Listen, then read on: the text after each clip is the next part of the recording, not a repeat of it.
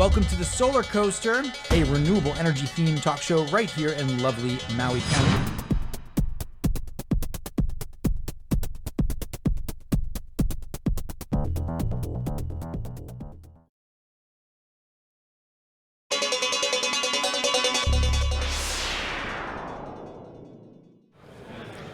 All right, aloha. Welcome to Solar Coaster here at RE Plus 2023 in Las Vegas. We got a pretty special guest here, Jay. I am super excited. This is my boy from Maui. Yeah. Zoli, Maui Monitoring. How are you? Thanks for coming. Hey guys, thanks for having me. It's funny to come all the way to Vegas to meet with you guys out here. Right? Isn't that crazy? Yeah. We didn't have to come this far, did we? I think last time we got together it was during COVID, so we are again virtual. Sure. Even though we were like a mile apart. That's right. So how's the show going for you now? It's going good. We have a booth, 7406 over there in the Venetian Hall, and we did a booth last year as well in Anaheim. And this is probably the biggest solar show I've seen in my life. It's pretty exciting. You know, Mana, we were just explaining what Mana does to our good friend DJ. Right. And, as you described it, it occurred to me this is going to become a more and more important thing as the kind of diversity of system deployments grow and grow and grow over the years. So maybe you could explain where that value proposition is. Well, sure. I think we're a little ahead of the curve when it comes to doing solar based out of Maui. Right. We saw a lot of the first technologies get deployed there. We saw the solar coaster. Building out systems super fast before the tax credit changes, before tariffs are imposed, before HECO changes the interconnection rules. So the focus was really on building out as many solar systems as you could. And we saw a huge variety in terms of inverters. So anything from Fronius to Solar Edge's first systems, the first Enphase M190s that were out there. And coming from Maui, we thought, well, shit, these are financed for 20 years. Who's going to take care of them? What are we going to do? These are meant to feed the grid. They're financed. They're meant to be here for a long time. So we set out to build a platform to be able to monitor these for the life cycle, regardless of what the hardware is. So we basically built an aggregator. So if you want to monitor systems, if you want to take care, if you want to have a solid, efficient, and profitable O&M operation, you want to first get everything into one platform. So you can't log into 10 different sites on a Monday morning. You want to log into one site, have all of your data normalized, have your whole portfolio there, and be able to see what's working, what's not, what needs attention, what doesn't. So the first step for us was to get everything into one place, and that is building out a ton of APIs. So a lot of back-end software work. And we also had to build out the capabilities to be able to pull data from the field. So from like an Aqua Suite or from any kind of SMA data logger, be able to pull that in. And then we built the functions on top of that. So think work order management. You want to run an O&M operation, which in the early days in Hawaii, was kind of called it the red-headed stepchild. Like nobody wanted to deal with O&M. It was like, we want to build new systems, which is fine. That's the big money.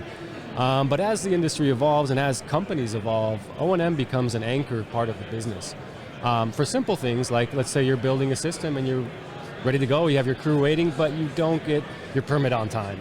Well, there you have a bunch of journeymen and electrician, you have your crews waiting to go. If you have an O&M operation, well, it's like, okay, well, we got a week, why don't we go take care of the annuals? Why don't we go take care of these underperforming systems? So one, you have less attrition, you're hanging on to employees, and that's just a very basic one. The other important part of O&M is you have a recurring revenue stream. You can sign up systems from small resis to large commercials and you get a recurring revenue stream. And for the off-taker, it's super important because they know they'll get a response within a certain amount of time. So these are all kind of afterthoughts.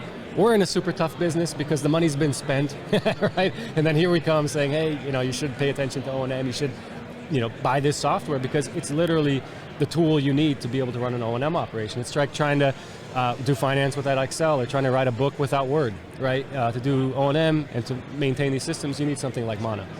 It's really interesting because I didn't even think about some of those value propositions, but they're clear, right? Just being able to change the way your business is it handles its revenue on a more consistent basis. You're able to fill in those little holes where your guys aren't busy. That's unbelievable. I mean, wow.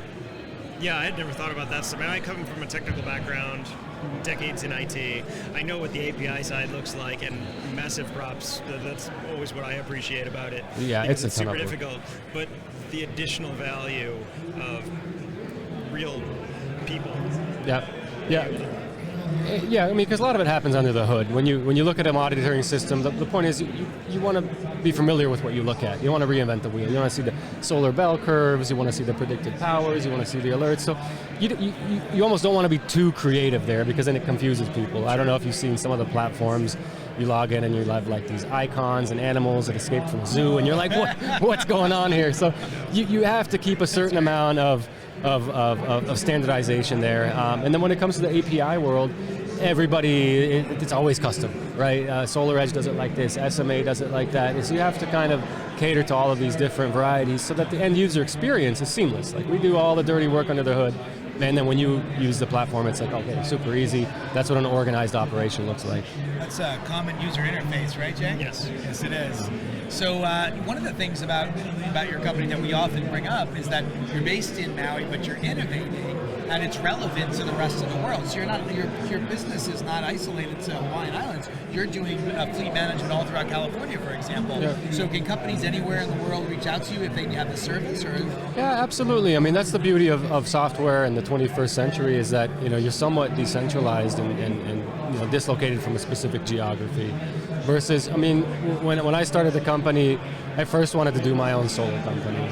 And then I realized, I'm going to be locked into this specific place, and even in Hawaii, it's like I can't even go to Oahu. It's really hard, right, to even expand inter-island. It's we do have companies that do it, but it's a big leap, right?